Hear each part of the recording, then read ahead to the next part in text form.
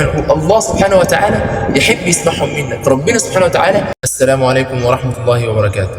ايه هما الكلمتين اللي ممكن يملؤون الميزان يوم القيامة؟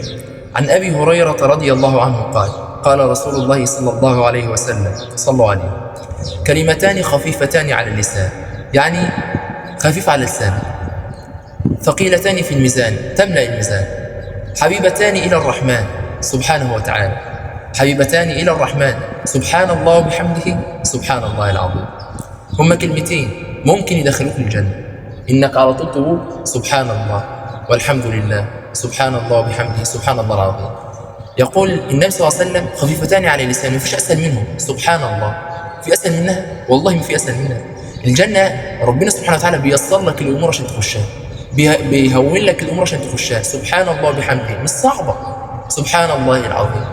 خفيفتان على اللسان، ثقيلتان في الميزان، يعني يأتي يوم القيامة تملأ الميزان. الحمد لله تملأ الميزان يوم القيامة.